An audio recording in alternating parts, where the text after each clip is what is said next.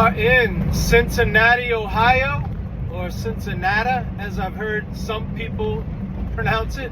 Not me, other people. So last video, I was showing up to a shipper late. This video, it's the opposite. I'm showing up to a consignee early. Okay, here's my exit. I got it. I'm showing up a day early. We couldn't get in touch with the receiving department, so I'm just gonna show up unannounced and see if they can take me. If they say no, I've got to go to that horrible, how would you like to live in those condos right there? Oh wow, look how cool. Anyway, I'm gonna have to go to that horrible TA in Florence, Kentucky, south of this river that I'm crossing now, which is just a circus. I hate that TA. I think everybody else does as well. Look, here's those same condos from the backside now. I like looking at that backside. Okay, wow, this is narrow, man. What were y'all thinking, engineers? Cincinnati's got a cool looking downtown, I'll tell you that.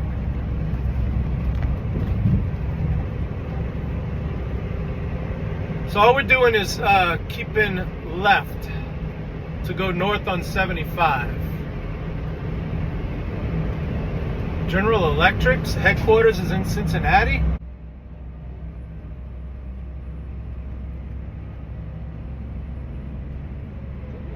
Anyway, y'all saw the title of this video. What's it like going back to company driver? Well, I'll tell you, it's been 15 months since I've been a company driver, and it took about 12 months for me to kind of get used to it, because the whole time all I'm thinking is, how can I get another truck? Where can I work as an owner operator?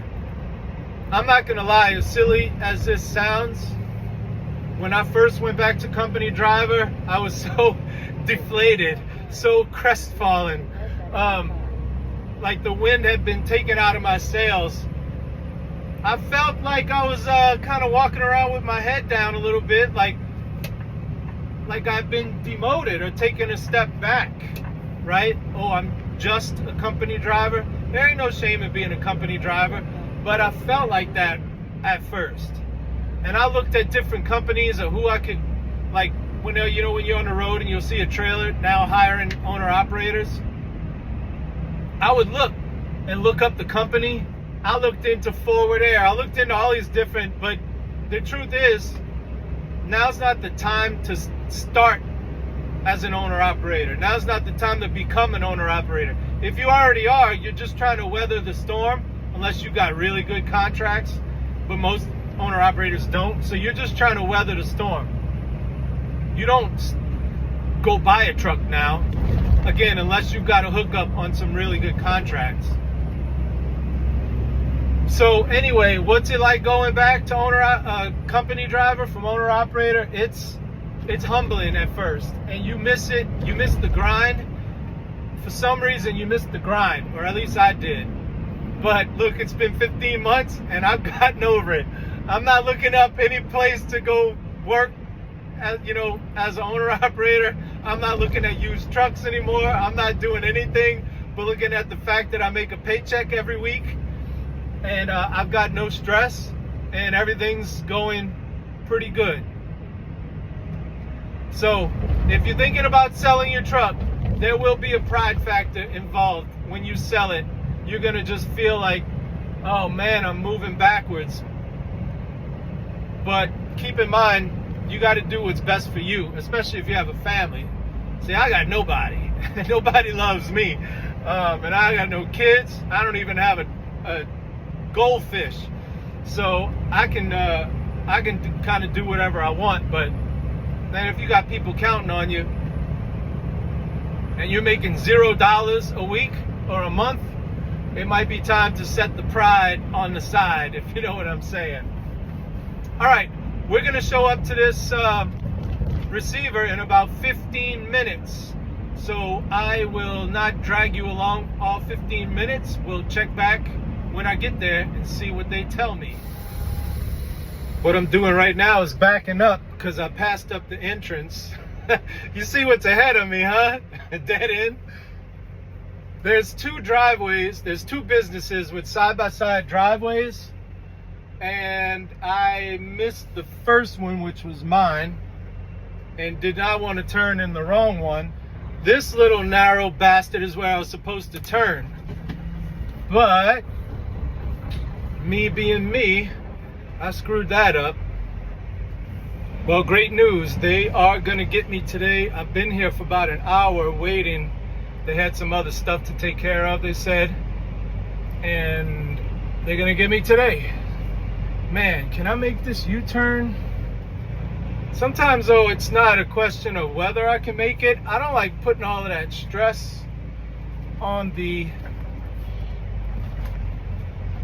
You know, I got a loaded trailer. You're stretching out your air lines. You're stretching out your electrical line. You're also... your trailer tires, when you do these tight U-turns, your trailer tires just rub on the ground, which obviously is not good for your trailer tires.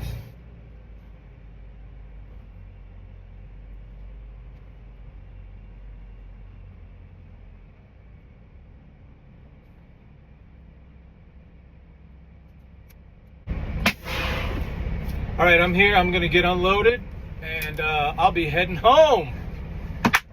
Wait! I've only been driving over the road for about 5 years, but I noticed that at the truck stops, it's been getting worse just in that time, and especially in the last year. It's like accelerating. I can't imagine it's always been this way, because I noticed it getting bad. Now, for you four-wheelers, in trucking we have a term called steering wheel holder or seat warmer. Obviously, it's a derogatory term, like this driver is not a professional. He's just a steering wheel holder. Now, I don't need to explain what it means, but I'm going to show y'all some examples right now. Here we go. The parking is getting out of control. I'm on the left, the steering wheel holder's on the right. Notice the yellow line, and you already see. Dude is in my, not lane, what would you call it, parking spot? Come on. Like, how could you not be embarrassed to park like that? I cannot. First of all, I wouldn't do it, but if some reason I had to, I would be humiliated. Now, here's a mega carrier steering wheel holder, and he decided to nose in instead of back in, which sometimes presents a problem because you can't back all the way up to the curb with your tandems. But you see the problem. His trailer tandems are on the yellow line, and notice the spot next to him is empty. Nobody was able to park in there all night. Only a bobtail would have been able to get in there. You couldn't swing your trailer in because the lane was too narrow. You know you get what I'm saying. You needed that extra. So that's a whole parking spot wasted because this guy was too lazy to just back up and center his truck and trailer in the lane. It's a disgrace. Absolute disgrace. And then he didn't even have the decency to pull all the way up to the yellow line right here in front. So that's another 4 feet that another driver could have used that extra space to get backed into that spot, but they couldn't because he's just not decent enough to pull all the way up. Now, this next one doesn't really have to do with steering wheel holders, although this driver probably was. I can only guess. But this is what happened. I was sleeping. It was about 4 a.m. and I just woke up and my sleeper was filled with diesel exhaust. I mean, it was choking me.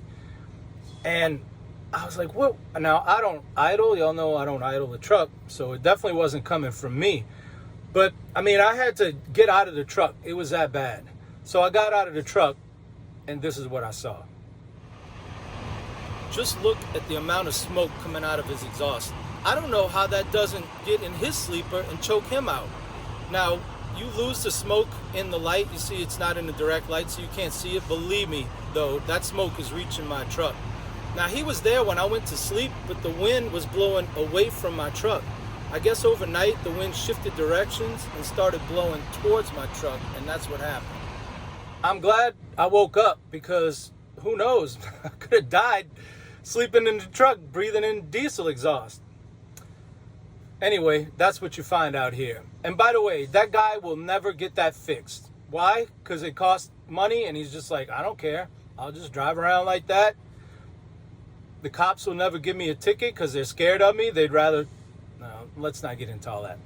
All right, for those of y'all not sticking around for story time, I kind of just did story time, but we're gonna do another one. I got a story about truck stop bathrooms again. But for those of you not sticking around for story time, thank y'all for watching this video, and I hope to catch y'all on the next one. If you are sticking around for story time, let's do story time.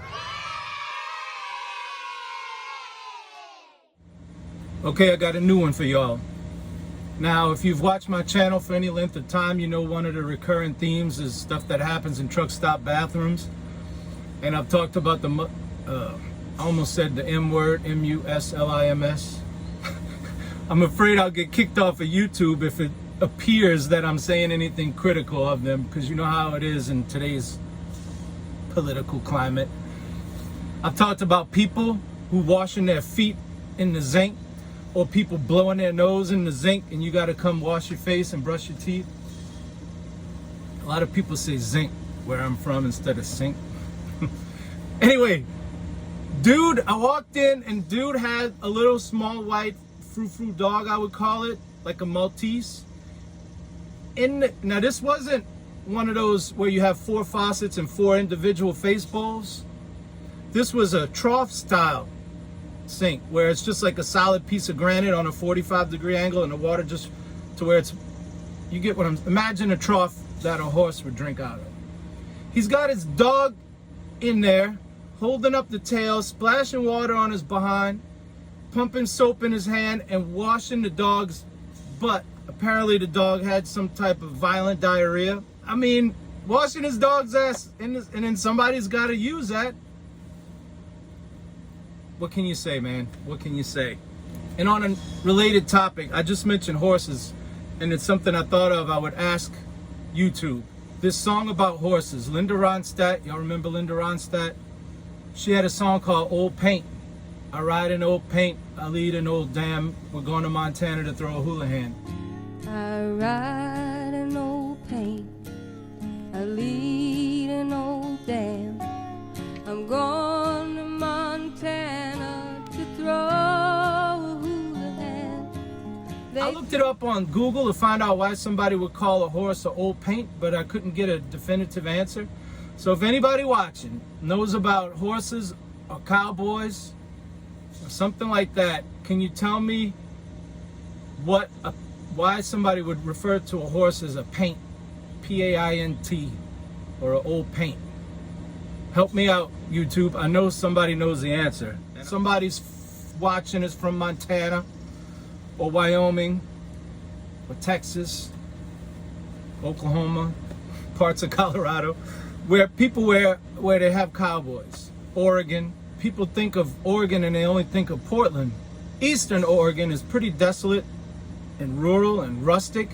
Matter of fact, the first time I ever saw spurs, I was in Oregon. Now, remember, when you're from New Orleans, right, spurs are just like, they don't exist in real life. That's something in the movies when the bad guy cowboy throws open the saloon butterfly doors, right, and they show him walking across the plank floor with the spurs jingling and jangling. I was at the Space Age truck stop in Oregon. Everybody who's been near Hermiston knows about Space Age truck stop. And I was just standing outside the store, loitering, I guess. And all of a sudden, I heard the unmistakable jingle of spurs. And I turned and looked. I was like, no way. Real cowboy, not a dress-up cowboy, not like the cowboys and bikers who you might find at the Blue Oyster Bar from, what's the movie, Police Academy. Well, that's the video for today. I want to thank you all for watching, those of y'all who stuck around, and I hope to see y'all on the next one. And until the next one, this is Jason signing out.